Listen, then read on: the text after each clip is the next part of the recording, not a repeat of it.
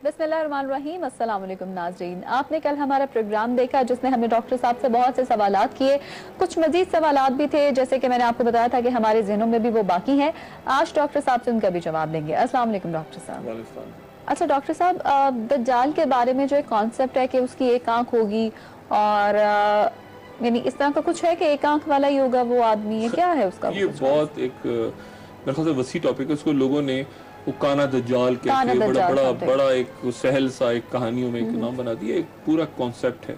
और लेकिन वो क्या है, मेरे ख्याल से वो उसके ऊपर एक बड़ी एक सैर हासिल मैं गुफ्तगू करूंगा आने वाले प्रोग्राम्स में।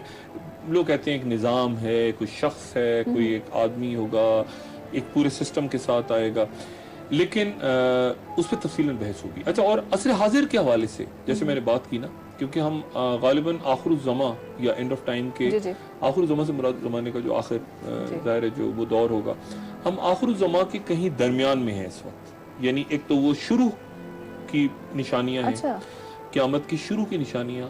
मिसाल के तौर पे अगर मैं आपको ये बताऊं तो शायद ये बात मैं पहले भी कह चुका हूँ, लेकिन मैं दोबारा आपको बताऊं, आज प्रोग्राम में भी जिक्र होगा। रसूल अल्लाह सल्लल्लाहु अलैहि वसल्लम का दुनिया में तशरीफ लाना भी क़यामत की निशानी थी। अच्छा, क्योंकि आखिरी नबी जब आखिरी नबी को भेजा गया और नबूवत ख़त्म हुई तो वो भी क़यामत की एक इब्तिदाई निशानी थी कि अब मामलात इस कायनात के, इस दुनिया के उस जानिब जा रहे हैं जहाँ पे ये वाइंड अप हो रहा है सारा सिलसिला। अब वो कितने 100 साल में होगा, कितने 1000 साल में होगा, वो वक्त की पैमाइश क्या है, क्या वो 1000 साल जो हैं, क्या वो ये कैलेंडर वाले 1000 साल हैं या कोई और 1000 साल एग्जिस्ट करते हैं। ये तो घड़ी वाले, हम तो घड़ी फॉलो कर रहे हैं, तो क्या कोई कुदरत के पास और निज़ाम भी है वक्त की पैमाइश का, जहाँ पे बुराक के सवार होकर रसूल अल्लाह सल्लल्लाहु अलैहि वसल्लम जाते हैं और वापस आते हैं तो कुंडी हिल रही होती है आसमानों की सैर करके। तो बात सारी ये है कि ये कितनी अजीब सी बात है कि आपकी दुनिया में, आप सल्लल्लाहु अलैहि वसल्लम की दुनिया में आमद ही क़यामत की एक निशानी थी। अब ये जो वक्त है गालिबन ये वो दरमियानी वक्त है, और यानी ये वो वक्त है जहाँ पे बहुत सारी चीजें आपको नजर आ रही हैं, और उसके बाद फिर एक दौर आएगा जहाँ पे ये दज्जाल और बड़ी निशानी आपके सामने आ जाएंगी। लेकिन जो कुछ हो रहा है ना, ये चूंकि आपस में इंटरलिंक्ड है। जो पहले हुआ, यानी आप अपनी जिंदगी में जिस एज में हैं आप, उस एज को आप अपने बचपन से काट नहीं सकते। वो बचपन का आपका जो टाइम है वो इस उम्र के साथ कनेक्टेड है, और जो आज आप कर रही हैं, ये जो भी शख्स जो कर रहा है वो उसके फ्यूचर के साथ लिंक्ड है। तो जो कुछ आएगा आगे वो ये आपस में इंटरलिंक्ड है सारा, और इसी तरह से ये जमाने भी इंटरलिंक्ड हैं, ये दौर भी इंटरलिंक्ड है। और बड़ा इनका अब तो साइंटिफिक हवाले से मैं आपको एक और मिसाल देता हूँ। एक जो घर है जी, उस घर के मकीन, उस घर में रहने वाले लोग 40 साल के बाद तब्दील हो जाते हैं। 40 साल के बाद? आज के दौर में, आज से 200 साल पहले या 300 साल पहले ये ऐसा नहीं होता था। लेकिन अगर आप एक घर आज बनाएं, ये पूरी दुनिया में जो साइंटिफिक रिसर्च हुई है वो ये कहती है कि अगर आप आज एक घर बनाते हैं अपने लिए, तो उस घर में जो रहने वाला खानदान है वहां 40 साल के बाद नहीं होगा। पहले ये होता था कि जी वो दादा की हवेली है तो दादा की हवेली, अब नहीं। अब वो आपने घर बनाया, आपके बच्चे उस घर को रखा तो रखा, बेचा, किसी और मुल्क में निकल गए, कहीं शिफ्ट हो गए, कहीं और चले गए। 40 साल पूरी दुनिया में एक एवरेज है कि एक घर के मकीन 40 साल से ज्यादा नहीं रहते। वो खत्म हो गया दौर, और 250 साल पुरानी हवेली है हमारी। अब ऐसा नहीं है पूरी दुनिया में। और 100 साल के बाद एक बस्ती तब्दील हो जाती है। 100 साल के बाद। अच्छा। तो वो बस्ती, पूरी बस्ती, पूरा इलाका, यानी आप कहेंगे कि यहाँ 100 साल पहले, वो कहते हैं 100 साल पहले यहाँ पे एक नदी बहती थी, एक दरिया बहा करता था, यहाँ पे एक जंगल होता था, वीराना होता था। यानी आप इस्लामाबाद में आके पूछें कि 100 साल पहले क्या था यहाँ पे, तो आपको बिल्कुल कुछ और नक्शा होगा। आपको कोई शख्स नहीं मिलेगा कि जो आपको बताए कि यहाँ इस्लामाबाद में 100 साल पहले क्या था। आप और 500 साल के बाद जमीन अपना नक्शा बदलती है। बिल्कुल 500 साल जमीन, यानी मैं मुल्क नहीं कह रहा, जमीन। यानी जहाँ दरिया था वहां पे पता चलेगा कि वहां पे लोग बता रहे होंगे कि यहाँ दरिया गुजरता, और वहां पे खुशकी, वो निशान रह गए। तो ये कहते थे ये पहाड़ कट गया यार, यहाँ पहले आपको पता है पहाड़ नहीं होता था। ये 500 साल बाद जमीन चेंज होती है। आज से 100 साल पहले का नक्शा आप उठा लें, पाकिस्तान का है,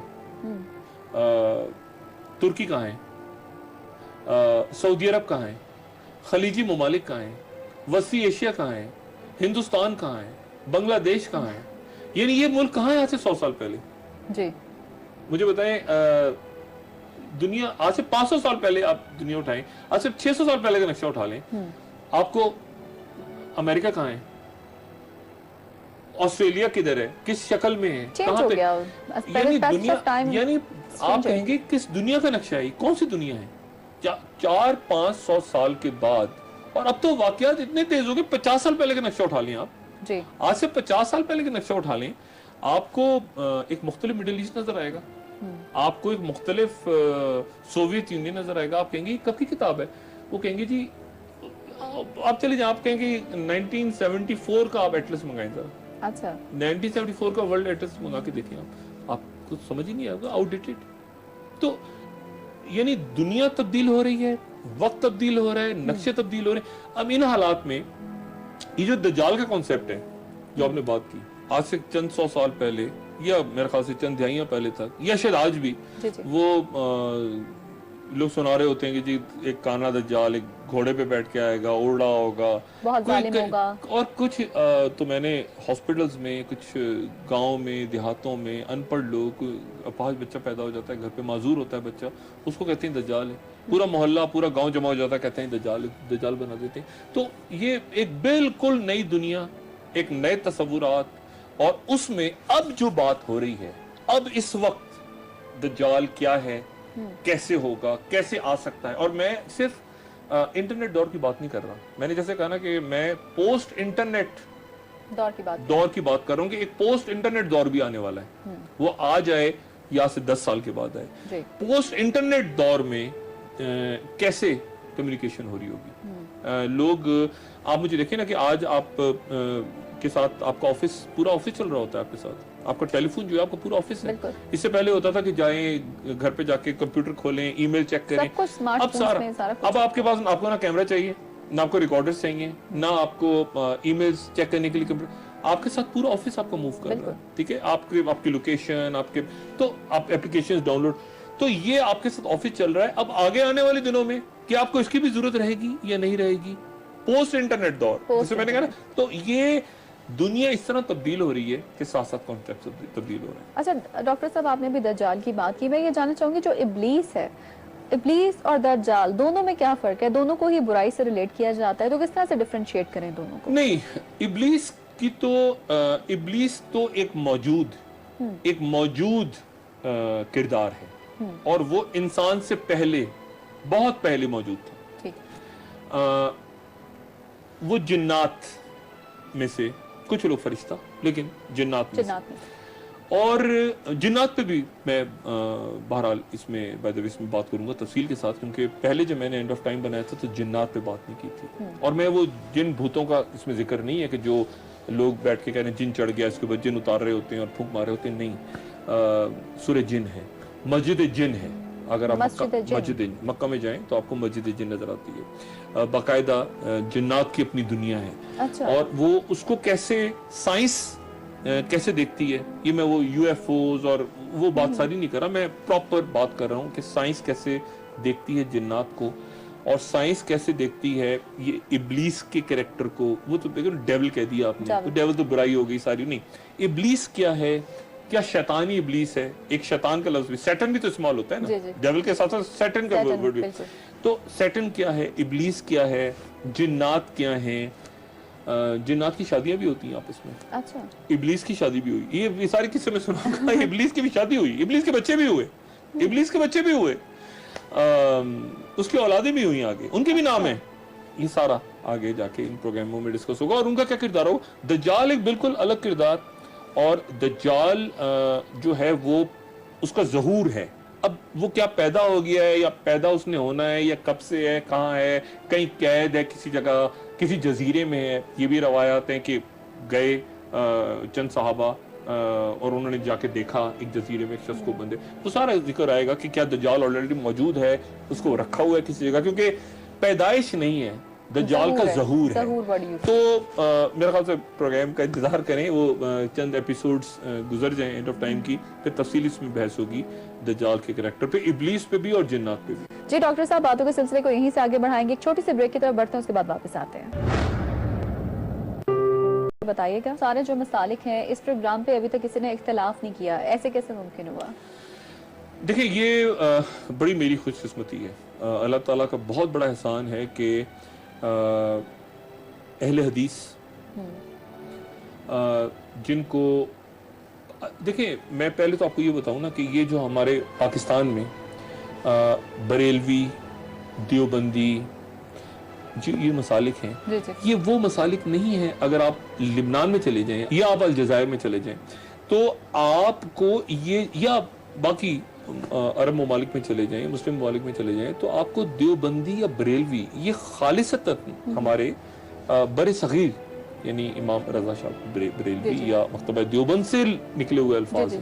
تو یہ وہاں پہ سمجھ نہیں آئیں گے لوگوں کو, وہ ان کو کسی اور نام سے, انہی تھیوریز کو, انہی آئیڈیاز کو وہاں کسی اور نام سے لیں گے. یہ جو مسالک ہیں جن کا میں نے ذکر کیا آپ سے, بریلوی, دیوبندی, یہ سارے بر صغیر کے مسالک ہیں جو مجموعی طور پہ جو اسلامی دنیا ہے اس میں یہ کسی اور, یہ جو نظریات ہیں یہ کسی اور عنوان سے, کسی اور طبقے سے پہچانے جاتے ہیں. کسی نے اعتراض نہیں کیا. یہ اللہ تعالیٰ کا بہت بڑا احسان ہے, کیونکہ خاص طور پہ امام مہدی کے اوپر دو بالکل مختلف آراء ہیں, اور وہ ہم سب جانتے ہیں. جو اہل سنت والجماعت ہیں ان کے نزدیک حضرت امام مہدی پیدا ہوں گے. اہل تشیع کے نزدیک امام مہدی موجود ہیں, ٹھیک ہے, اور امام غائب ہیں, اور انہوں نے ایک خاص وقت میں ظاہر ہونا ہے. لیکن اس کے بعد بہت ساری چیزیں مل جاتی ہیں. یعنی اگر آپ دیکھیں کہ پیدا ہونا ہے یا پیدا ہو چکے ہیں اور غائب ہیں, بہت ساری چیزیں مل جاتی ہیں. تو اس میں میری یہ کوشش رہی ہے کہ تمام مسالک کا پوائنٹ آف ویو ڈسکس کروں. مطلب میں ساتھ ساتھ یہ بتاتا چاہوں کہ امام شافعی نے یہ کہا, امام مہدی کے بارے میں جو جید علماء ہیں, اہل تشیع علماء, اچھا ان میں بھی اختلاف ہے.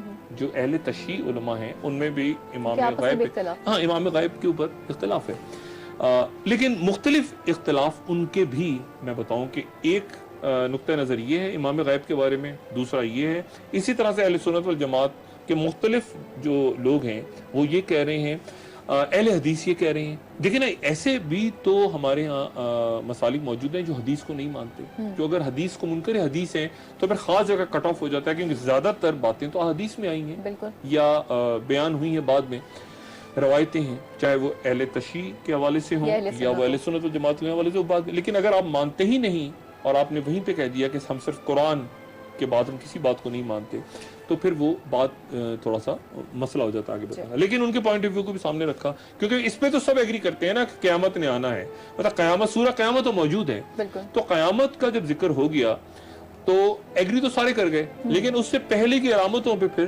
ڈیفرنس آنا شروع ہوتا ہے. یہ اللہ کا بڑا شکر ہے کہ ایک تو کسی کو کبھی اختلاف اس پہ نہیں ہوا, کوئی فتنہ نہیں پیدا ہوا, انشاءاللہ ہوگا بھی نہیں. تمام مسالک سے میں رجوع بھی کرتا ہوں خاموشی کے ساتھ.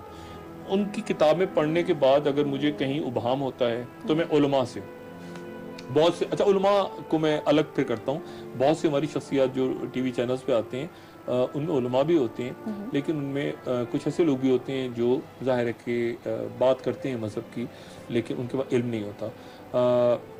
میں ایک طالب علم ہوں, میں علماء سے رابطہ کرتا ہوں اور میں ان سے پوچھتا ہوں کہ میں نے یہ کتاب پڑھی, اہل تشیع ہوں چاہے وہ, اور ایسا بھی ہوا اس خاص طور پہ اس پروگرام کو بناتے ہوئے میں یہ بتاتا چلوں کہ میں نے لبنان بھی بات کی, میں نے مصر بھی بات کی. یعنی میں نے صرف اس کو محدود نہیں رکھا کہ میں صرف پاکستان یا ہندوستان یا اس خطے کے لوگوں سے پوچھوں, میں نے ایران بھی لوگوں سے بات کی, میں نے سعودی عرب میں لوگوں سے بات کی, میں نے عراق میں لوگوں سے بات کی, میں لوگوں سے بات کی. اور میں نے کوشش یہ کی, ایک مرحلہ تو ایسا آیا کہ میں نے چائنا میں بھی بات کی لوگوں سے, کیونکہ وہ یاجوج ماجوج کا جب ذکر آتا ہے تو وہ تو چائنا سے آ رہے ہیں اور منگول ہوں گے, چپٹی ناکے ہوں گی اور ترکی اور یہ ساری تھیوری. تو بات یہ ہے کہ کوشش یہ ہے کہ اس میں یہ ایک ایسا ایک لٹریچر سامنے آ جائے, سوشل میڈیا پر بھی آ جائے, جب تک سوشل میڈیا رہے گا کسی نہ کسی انداز میں آگے چلتا رہے گا, یہ کتابوں کی شکل میں بھی آ جائے, یہ ٹی وی پر بھی آ جائے, اس کو جتنا لوگ زیادہ دیکھ سکیں اس کو دیکھیں, سوالات لوگوں کے ذہنوں میں آئیں گے اور آنے چاہیے, اور ساتھ ساتھ سوالات کے جواب بھی میں دوں, یہ بھی میری خواہش ہوگی. یہ نہیں کہ بس بات کر کے میں نکل گیا آگے اور لوگ سن کے چپ ہو گئے.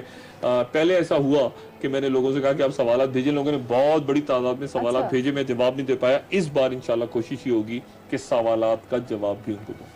اچھا ڈاکٹر صاحب, یاجوج ماجوج قوم کی آپ نے بات کی, تو وہ جو قوم ہے کیا وہ ابھی موجود ہے, اس کا وہ کیا ہے چیز ہے؟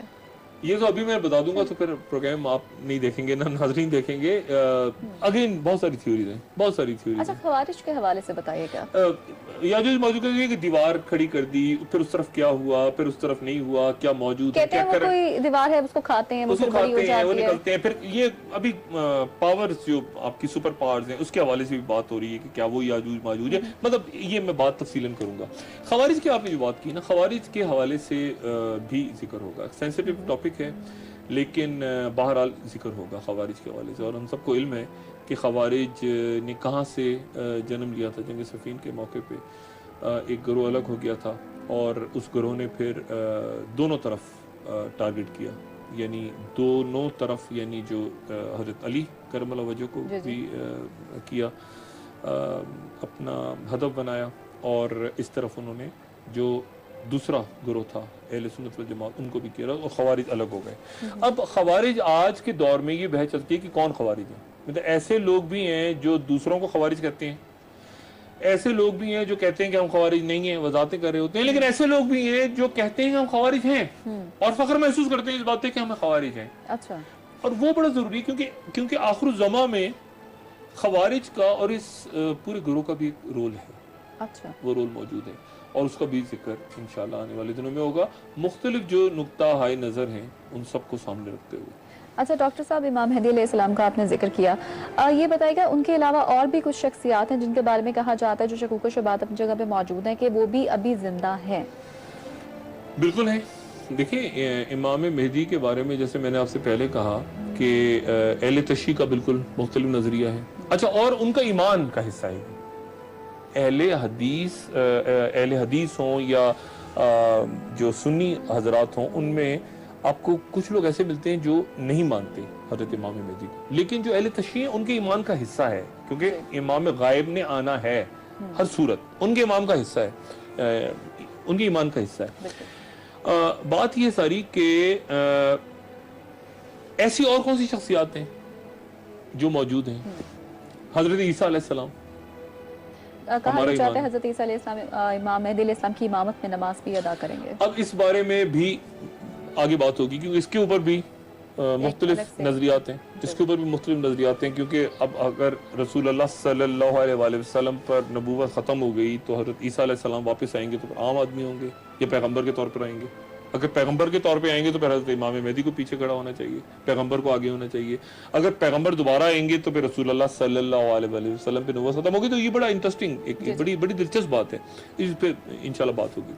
لیکن جو آپ نے بات کی نا اور کون سی شخصیات زندہ ہیں, حضرت امام مہدی کے اوپر بات ہوتی ہے, حضرت عیسیٰ علیہ السلام کے اوپر بات ہوتی ہے. ایسے لوگ بھی موجود ہیں جو کہتے ہیں کہ حضرت عیسیٰ علیہ السلام, اور مسلمانوں میں موجود ہے ایک طبقہ ایسا جو کہتا ہے کہ حضرت عیسیٰ علیہ السلام وفات پا چکے ہیں, وہ حیات نہیں ہے, لیکن وہ تعداد بڑی تھوڑی ہے. حضرت خضر علیہ السلام کے بارے میں کیا بات کی جاتی ہے کہ حضرت خضر علیہ السلام کون ہے. ایک تو یہ طے نہیں ہوتا ابھی تک, آپ علماء سے بات کریں, اور ایک تو حضرت خضر علیہ السلام کے بارے میں بہت کم کتابیں لکھی گئی ہیں اور بہت کم کہا گیا ہے. بہت سی روایتیں جو ضعیف روایتیں ہیں, لیکن یہ کہ حضرت خضر علیہ السلام کون ہیں, کیا ولی ہیں, کیا فرشتے ہیں, کیا پیغمبر ہیں. اگر پیغمبر ہیں تو پھر کیا وہ حضرت موسیٰ علیہ السلام سے بڑے پیغمبر تھے جو حضرت موسیٰ علیہ السلام کو کہا گیا نا, یہ کہا گیا نا قرآن شریف میں ہے نا کہ حضرت موسیٰ علیہ السلام کو بھیجا گیا حضرت خضر علیہ السلام کے پاس, اور کہا گیا کہ اس آدمی کے پاس جاؤ اور اس سے علم حاصل کرو, اور وہ حضرت خضر علیہ السلام تھے, اور پورا واقعہ ان کا سورہ کہف میں. تو بات یہ ہے کہ کیا وہ ایسے پیغمبر تھے جنہوں نے پھر حضرت موسیٰ علیہ السلام کو بتایا اور تصحیح فرمائی. وہ 3 واقعات یقیناً لوگوں کے ذہن میں ہوں گے. وہ ایک دیوار گر رہی تھی, انہوں نے کھڑی کر دی, ایک بچے کو قتل کر دیا, اور کہا کہ ہر موسیٰ سے انہوں نے بار بار کہا موسیٰ علیہ السلام سے کہ مجھ سے وجہ مت پوچھنا. تو وہ کون تھے حضرت خضر علیہ السلام؟ اب اس کے اوپر علماء میں اتفاق نہیں ہے کہ وہ پیغمبر تھے یا پیغمبر نہیں تھے, ولی تھے. اچھا ولی تھے تو ولی کا کیا درجہ کہ پیغمبر ان کے پاس گئے اور ان سے پوچھا کیا ولی کا درجہ پیغمبر سے بڑا ہوتا ہے؟ اس کے اوپر ایک ڈسپیوٹ چلتی رہی, لیکن کوشش ہوگی کہ میں اس ڈسپیوٹ میں بہت زیادہ نہ جاؤں, لیکن جو نقطہ نظر ہے حضرت خضر کے بارے میں وہ بتا دوں. اور پھر وہ زندہ ہیں, اگر وہ زندہ ہیں تو کہاں ہیں, اور اگر زندہ ہیں تو پھر وہ کیا رسول اللہ صلی اللہ علیہ وسلم کے ساتھ ان کی ملاقات ہوئی؟ نہیں ہوئی تو کیوں نہیں ہوئی؟ کیونکہ ان کو آنا چاہیے تھا حضرت خضر کو, اور حاضری دینی چاہیے تھی. کچھ لوگ کہتے ہیں کہ حاضری دی اور ملے رسول اللہ صلی اللہ علیہ وسلم. کچھ لوگ کہتے ہیں کہ انہوں نے باقاعدہ غزوات میں شرکت کی حضرت خضر نے. یہ ڈیبیٹ ساری آنے والے پروگرامز میں میں ڈسکس کروں گا حضرت خضر کے حوالے سے. اس سے پہلے کہ میں آپ اور کون سی شخصیات زندہ ہیں, حضرت الیاس علیہ السلام کے بارے میں کہا جاتا ہے کہ وہ بھی حیات ہیں. اچھا پیغمبر حضرت الیاس علیہ السلام کے بارے میں, حضرت ادریس علیہ السلام کے بارے میں کہا جاتا ہے کہ وہ بھی حیات ہیں. تو یہ جو تمام شخصیات کچھ لوگ کہتے ہیں, کچھ لوگ نہیں کہتے, اور جو کہتے ہیں وہ کس بنیاد پہ کہتے ہیں کہ یہ سارے پیغمبر زندہ ہیں جن کا میں نے نام لیا, یہ بھی ڈسکس ہوگا آنے والے. اچھا ڈاکٹر صاحب, یہ جو تمام ہستی ہیں جن کے بارے میں بھی ہم بات کر رہے ہیں, تو ان سب کا ظہور ہوگا قیامت سے پہلے؟ یہ میں پروگرام کے اندر بات کروں گا کیونکہ یہ امپورٹنٹ بات ہے. حضرت خضر علیہ السلام کا اگر وہ حیات ہیں تو ان کا ظہور ہوگا قیامت سے پہلے آخر الزمان میں, اور مدینہ منورہ کے پاس ان کا ظہور ہوگا. کن حالات میں ہوگا میرے خیال سے پروگرام میں بات کریں گے. ڈاکٹر صاحب باتوں کا سلسلہ یہیں سے آگے بڑھائیں گے. یہاں پہ وقت ایک بریک ہے, بریک کے بعد دوبارہ حاضر ہوتے ہیں.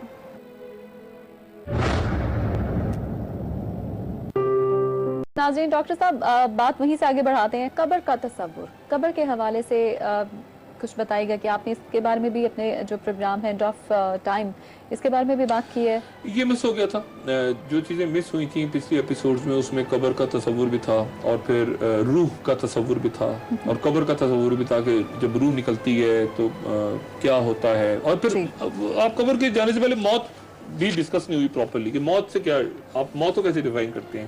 عالم برزخ بھی رہ گئی. میں دیکھیں نا, موت کو کیسے ڈیفائن کرتے ہیں آپ موت کی ڈیفینیشن کے اوپر سائنس کے اندر بھی کنفیوژن ہے آج تک. اب کہیں جا کے بڑی مشکل سے کنسنسس ہوا ہے کہ موت کیا ہے. ابھی تک یہ طے نہیں ہو رہا تھا کہ موت کیا ہے. آپ کی بات سن کے بڑی حیرت ہوگی کہ ڈیتھ سے کیا مراد ہے. یہ ڈاکٹرز, یہ سائنس اس بات پہ چند سال پہلے سائنس سمجھی ہے کہ موت کیا ہے, اور ابھی بھی اس پہ کنفیوژن ہے, ڈیبیٹ ہے. مجھے لگتا ہے کچھ سالوں کے بعد اس پہ نئی تھیوری آ جائے گی. مثال کے طور پہ یہ کسی کا خیال ہے کہ سانس بند ہو گئی, ایسا نا, سانس بند ہو گیا, دل نے دھڑکنا بند کر دیا, تو سانس بند ہو گئی تو موت ہو گئی, تو آپ وینٹیلیٹر پہ ڈال دیں. یہ بھی ہے, تو بندہ تو زندہ ہے, وہ پڑا ہوا ہے وینٹیلیٹر پہ, اس کا سانس نہیں چل رہا, وہ زندہ ہے, مصنوعی سانس ہے, تو اس کا مطلب سانس بند ہونا موت نہیں ہے. اچھا پھر آپ کہیں گے کہ دل کی دھڑکن بند ہو گئی, تو آپ اس کو وہ کریں, پمپ کریں دوبارہ اس کو, تو اس کے بعد کہ آپ نے مردے کو زندہ کر دیا اگر ہارٹ بیٹ دوبارہ آ گئی, تو ایسا تو نہیں ہے.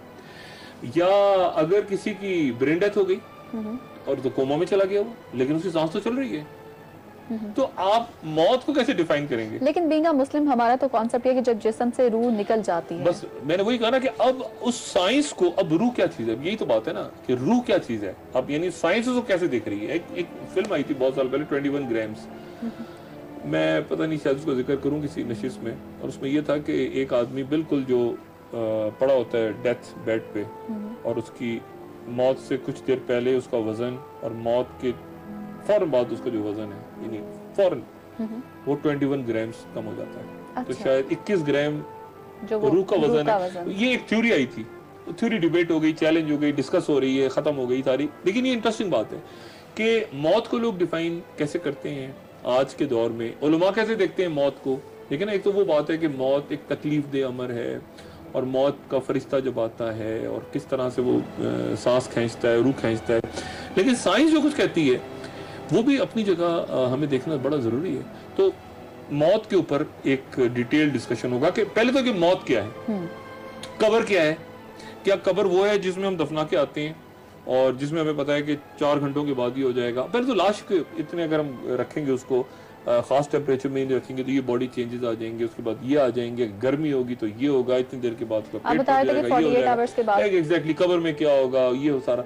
लेकिन उससे हटके जो इस्लाम के अंदर तस्वुर है वो बिल्कुल डिफरेंट है। इसी तरह आलम बरज़ख, अब ये रूहों का कंसेप्ट समझ में आएगा तो बरज़ख का कंसेप्ट समझ में आएगा। फिर उसके बाद नींद क्या है, ख्वाब क्या है, ख्वाबों का जिक्र है कुरान शरीफ के अंदर। अब उसको साइंस कैसे देखती है, उसको मजहब कैसे देखता है, और ख्वाबों का जिक्र, वही का जिक्र, क्योंकि ये रिलेट कर रहा है एंड ऑफ टाइम से किसी ना किसी हवाले से ये सारी बातें। क्योंकि जब आप बात करते हैं इमाम गायब की, या बात करते हैं उन सारी अलामात की जो आखिरी अलामात, बड़ी अलामात के तौर पे जाहिर होंगी, तो ये सारी बातें बड़ी इंपॉर्टेंट हो जाती हैं कि अंदाजा कैसे पहचाना किसी शख्स ने कि ये जो यहाँ सामने मेरे खड़े हैं ये हजरत इमाम मेहदी हैं, कैसे पहचाना, कैसे पहचाना? क्यों जो तो हर कुछ अरसे के हर मेरे ख्याल से 10, 15, 20, 25 साल बाद दुनिया में एक आदमी खड़ा होकर कह देता है कि मैं इमाम मेहदी हूँ, लेकिन उन इमाम मेहदी को पहचानेंगे कैसे लोग? क्योंकि इससे पहले जितने इमाम गुजरे, इमाम आए, ज्यादातर इमाम जो है उनको लोगों ने तस्लीम नहीं किया।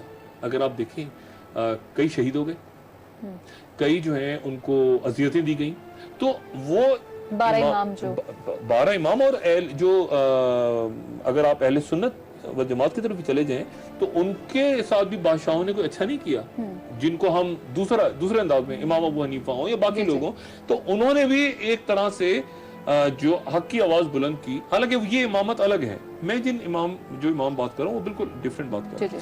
तो उनको नहीं माना तो इनको क्या मानेंगे, कैसे मानेंगे, क्यों मानेंगे, क्यों सारे के सारे उनके पीछे खड़े हो जाएंगे? ये कैसे मुमकिन होगा? क्या वही आएगी लोगों पे, क्या उनको ख्वाब आएंगे, क्या अलामात होंगी?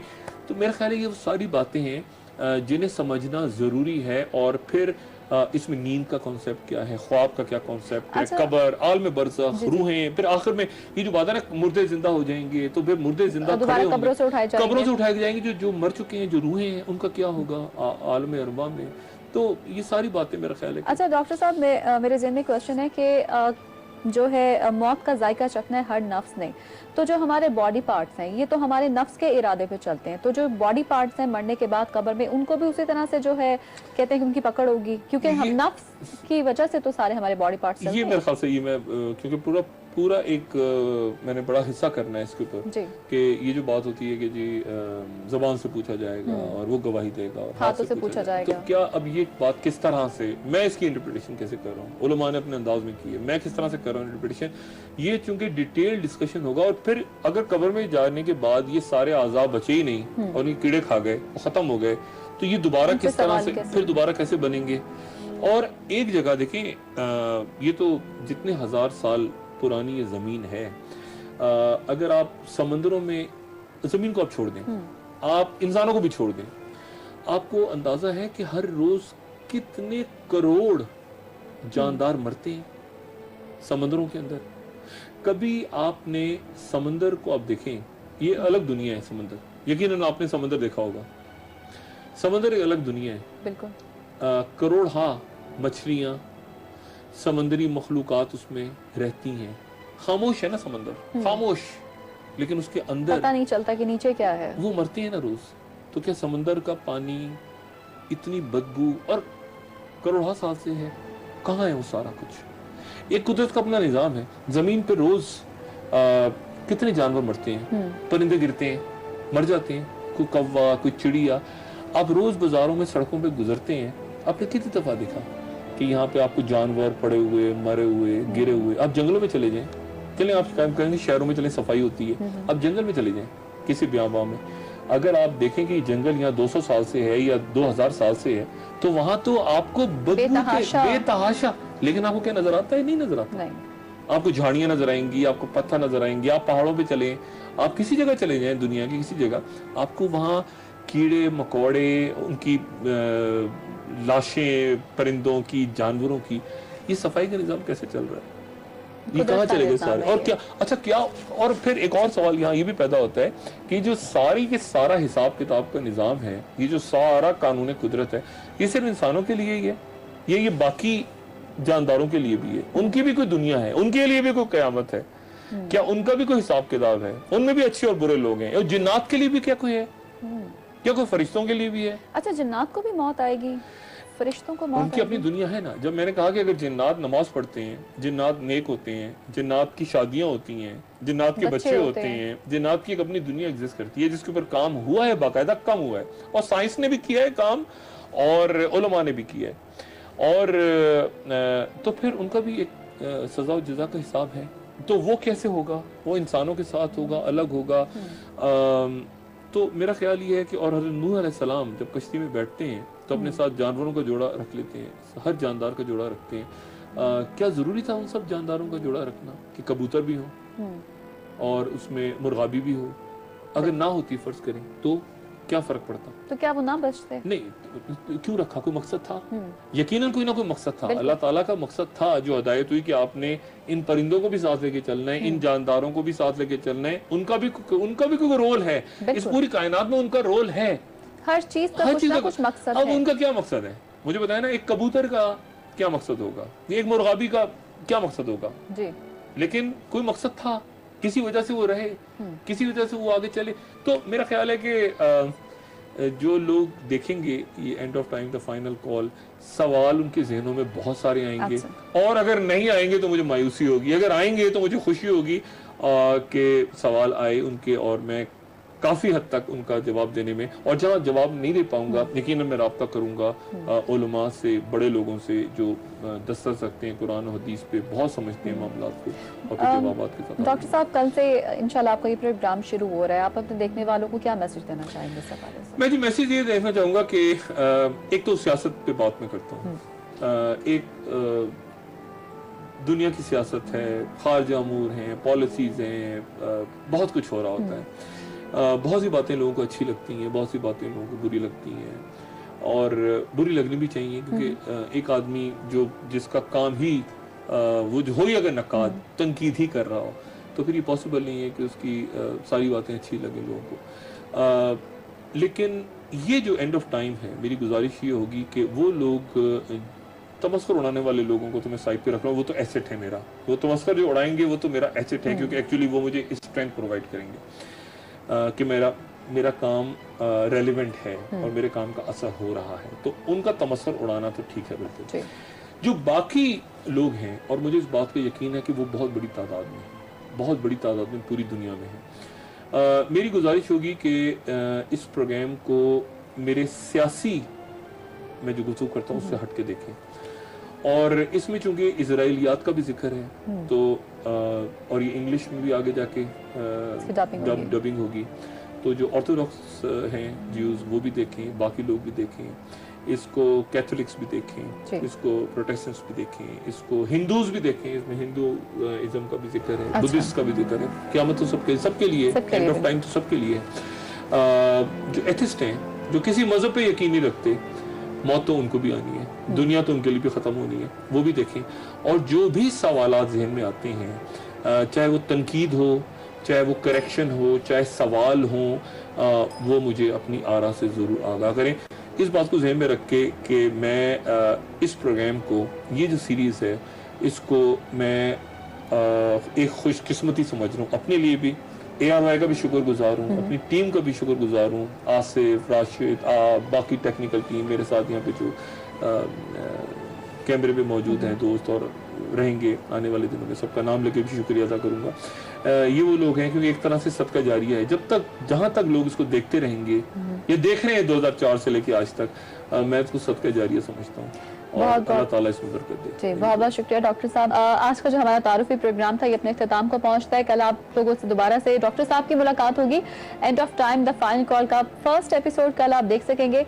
और बहुत शुक्रिया हमारे साथ रहने के लिए नाज़रीन। अल्लाह हाफ़िज़।